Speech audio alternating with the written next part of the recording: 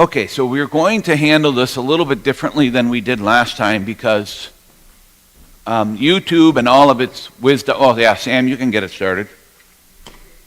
You did? Okay. So we are going to do this a little differently because YouTube and all of its wisdom decided that we are not allowed to show the actual scenes from The Chosen on our live stream. They say that that's a copyright violation, which I don't know how that's a copyright violation because anybody can watch The Chosen for free online. But anyways, whatever, doesn't matter. What we're going to do is we're going to discuss it first, and then we're going to watch a portion of the episode. Obviously, we can't watch a whole episode here in Sunday morning Bible study. We don't have enough time. So the goal is for you to watch it ahead of time, listen to the discussion, and then if you're watching this online or at home, then the goal is to just pull up the website that has The Chosen on it and watch the episode on your own. That way we don't get into the violations of the YouTube agreements. All right, so I want to have you look up a couple of Bible passages to get started. So Bibles are in front of you. We're going to cover episode 2 today. And if you had a chance to watch it, you know that it has everything to do with the Sabbath day, or otherwise known in the series as the Shabbat. Okay, so let's look up Mark chapter 3, verse 16. Mark chapter 3.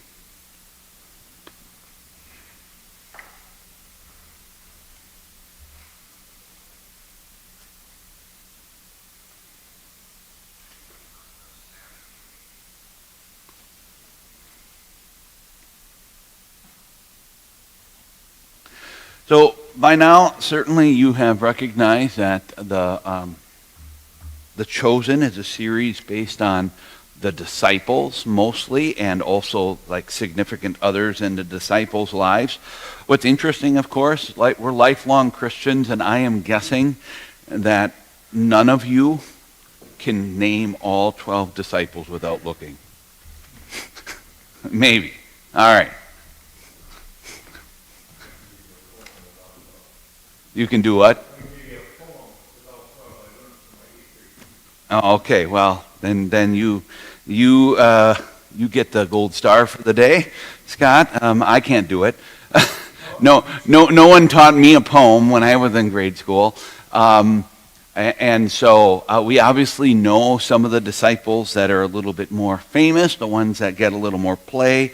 But let's just read this section here, the appointing of the 12. Jesus went up on a mountainside and called to him those he wanted, and they came to him. That's where the chosen comes from. These are God. Jesus is choosing who is going to be his disciples. He appointed 12, designating them the apostles, that they might be with him and that he might send them out to preach, have authority to drive out demons. These are the 12 apostles, or these are the 12 appointed, or we could say chosen, right?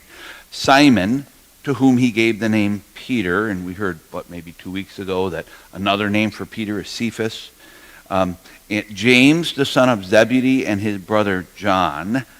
To them he gave the name Boanerges, which means sons of thunder. Andrew, Philip, Bartholomew, Matthew, Thomas, James the son of Alphaeus, so there's 2 Jameses, Thaddeus, Simon the Zealot, and Judas Iscariot, who betrayed him. Okay? So we're going to be introduced to a couple of these disciples in the end of this episode. I think it's Thaddeus and... Let me look here. I think James and Thaddeus, is that who it is? That join Mary at the Shabbat meal in her home, and they are acquaintances of Jesus at that time. Next Bible passage I want you to look up is Revelation chapter 3, verse 20.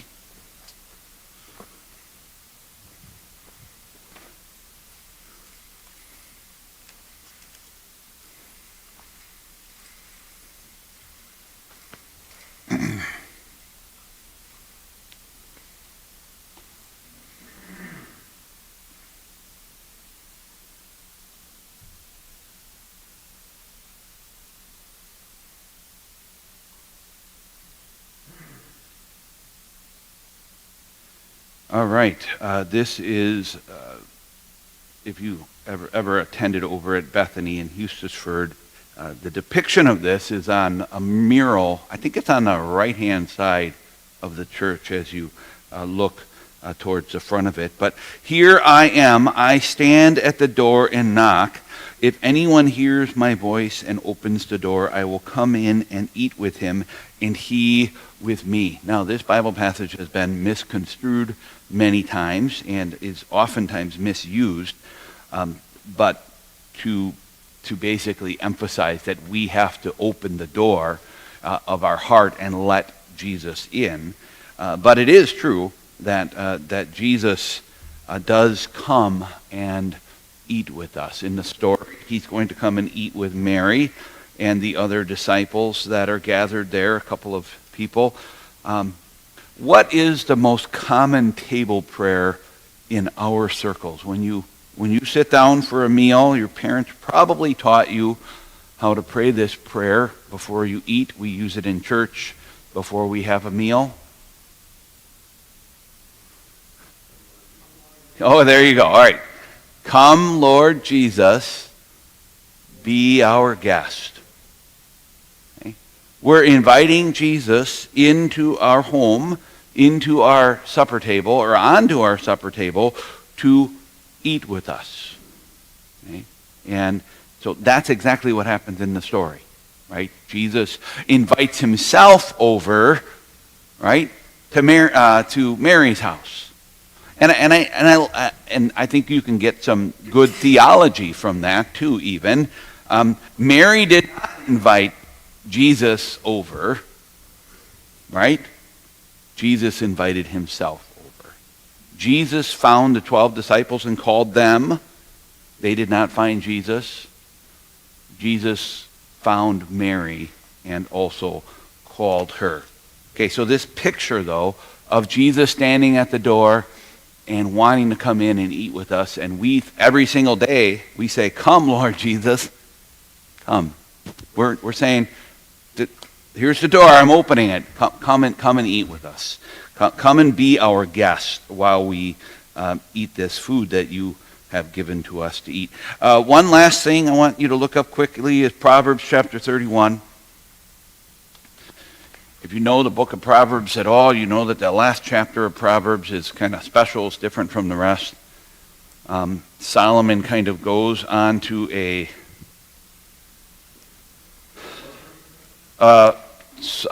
chapter 31. We're going to look at verse 10.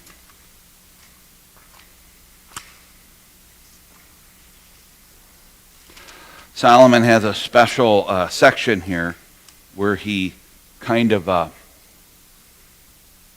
says out loud some of the blessings of a godly spouse from a husband's perspective, right? So we're at verse 10. A wife of noble character who can find. So Solomon is kind of speaking about, in a rhetorical way, right? A wife of noble character who can find. Like, in other words, what a blessing you have if you have found a wife of noble character, right? She is worth far more than rubies. Her husband has full confidence in her and lacks nothing of value. And then it goes on. I'm not going to read the whole thing. But if you've seen the show, now you know where that comes from. So they start their Sabbath day preparations by basically reading this section of God's Word. And I don't know for sure, but I wonder if this became a part of the Sabbath day, because guess who probably got all of the Sabbath day stuff ready? So you have a day of rest where you're not supposed to work. You know what it's like when you have guests come over to your house. The day that the guests come over, what has to happen? We had guests over last night. Okay?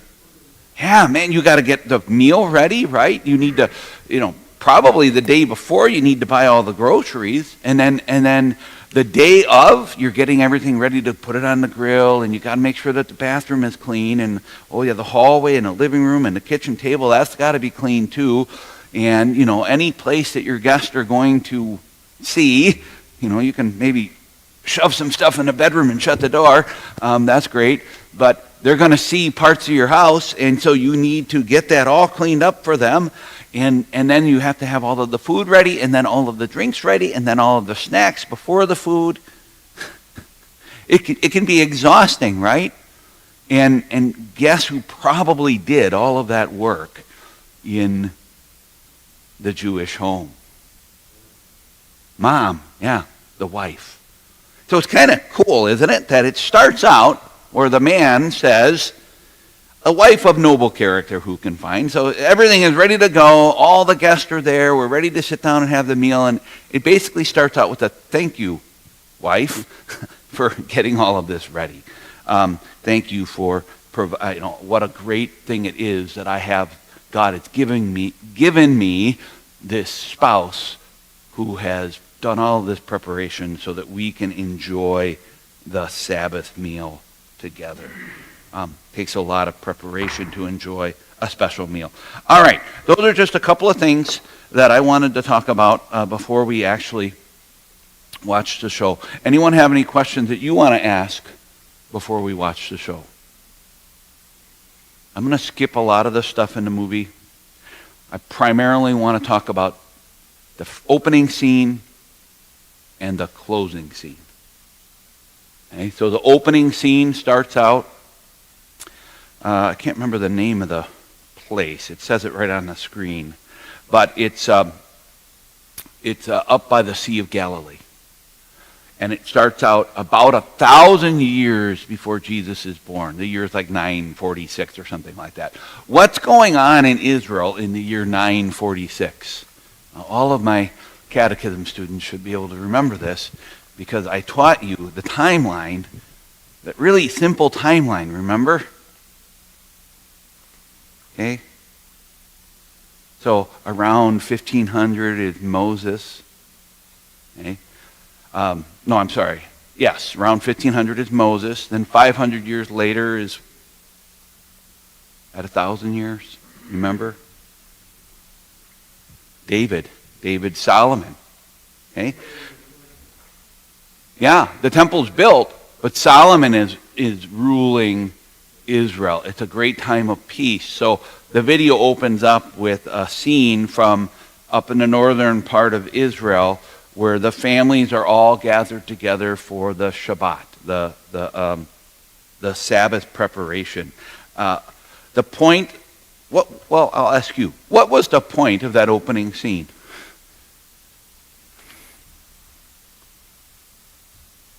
Showing you how the Shabbat was celebrated about 1,000 years before Jesus shows up.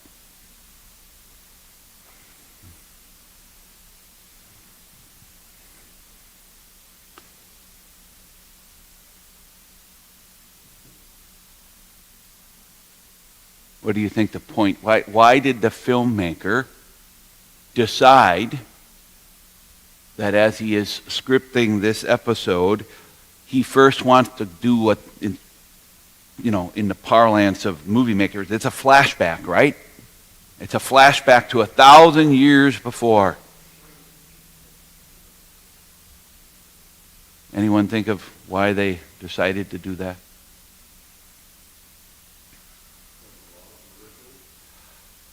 Yes.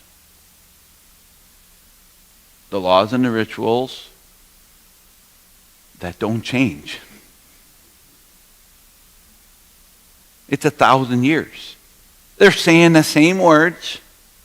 They're eating the same food. Right? That there is a real beauty to ritual. And you all appreciate ritual. Now, some people don't appreciate ritual, or they say they don't appreciate ritual. But if you went to a Brewers game and there wasn't a seventh inning stretch, and they didn't play Roll Out the Barrel, you would all complain. Because that's what we always do when we go to the Brewers game and we get to the seventh inning, right? If you had a Thanksgiving meal with your family this Thanksgiving and Mom threw down a big sack of Happy Meals, Big Macs, and French fries on the center of the table and said, guys, eat up, I suspect most of you would be a little disappointed because there's a certain ritual to what we do. Now, I think the filmmakers are showing the ritual of the Jewish Old Testament people. Now, think of some rituals that we do today that are as old, or even in fact older.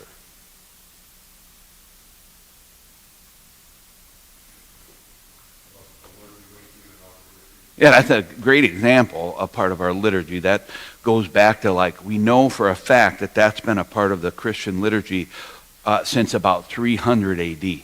When the pastor says to the people, "The Lord be with you," and you guys say back, "and also with you," that interaction between the worship leader and the congregation has been happening for 1,700 years. Yeah, right, yes. So that was something that went back to the Old Testament time. Yep. We have the first example of it being written down, though, about 300 years AD, in the New Testament church. What else? What if I decided that I was going to have a Christmas Eve service and we didn't sing "I Would Catch It" from all of you? I don't know how long that's been going on, but a really long time. You all remember that from when you were kids, and now your own children have experienced it. It is a part of our collective liturgy, so to speak. And I think that's what they're doing in the beginning of this. They're just showing that this has been this Shabbat, this special day of rest that God gave to the Jewish people. And of course, we think, okay, so what's the third commandment, right? Remember the Sabbath day by keeping it holy. So in our minds, we think, well, this is a commandment. This is something they had to do. But when you stop and think about what the Sabbath day really is all about and why God gave it to his people, it's not something that they had to do. It was a special, awesome privilege that nobody else had. They were his special chosen people. And so he said to them, you are not going to work 7 days a week like all of the other nations. Because remember when you were enslaved in when you were enslaved in Egypt and the Pharaoh made you make bricks 7 days a week? Do you think they had a day off when they were slaves? Pharaoh said, oh, you guys, you can take a break. You can go worship. Remember, Moses tried to get Pharaoh to let the people go so that they could go out into the desert and worship. And then they were going to come back, and Pharaoh wanted nothing to do with that. You're not allowed to worship. You're not allowed to rest. You're not allowed to have a break. In fact, what did Pharaoh do after they made the request? He made it even harder, right? So God says to his Old Testament people in Exodus, when he gives them the Ten Commandments, this is something special for you. I don't want you to work on the seventh day, nor do I want your servants or slaves to work. Because remember that when you were a slave, you didn't like it. Now remember, what did Jesus say when he comes? Do unto others as you would have them do unto you, right? This is the golden rule. God says, I want you to treat your servants the same way. I'm going to give you a day off. You're going to be different from all of the other nations. This is not something that is a burden for you to do. It is a tremendous blessing for you that as a people, you're all going to take the day. There wasn't a need to figure out, okay, what day are we going to go to Grandma's house? You just always went to Grandma's house on the Shabbat, on the Sabbath, right? When I was growing up, I think, I'm not that old, but when I was growing up, that's what we did when we were growing up. We always went to Grandma's house on Sunday. That doesn't happen anymore. Now, if my mom and dad, who maybe are watching the stream, would, make a ham dinner for us, invite us over on Sunday, we'd be over there a lot more often. Because that's what their parents did for them. There was always a ham dinner on Sunday after church, and the kids were I don't think there was ever like an invitation, like, you're going to come on Sunday. It was just an expectation. Of course you're coming over for your ham dinner with your kids so that they can see Grandma and Grandpa on Sunday. Okay? That was supposed to be a blessing, not a burden. And then we turned it into something negative. And, anyways, we're going to start watching. Any other thoughts on episode 2, though, while I'm setting this up? So, Sam, why don't you kill the stream? So I can't pause it, right? No, just stop it. We're not going to talk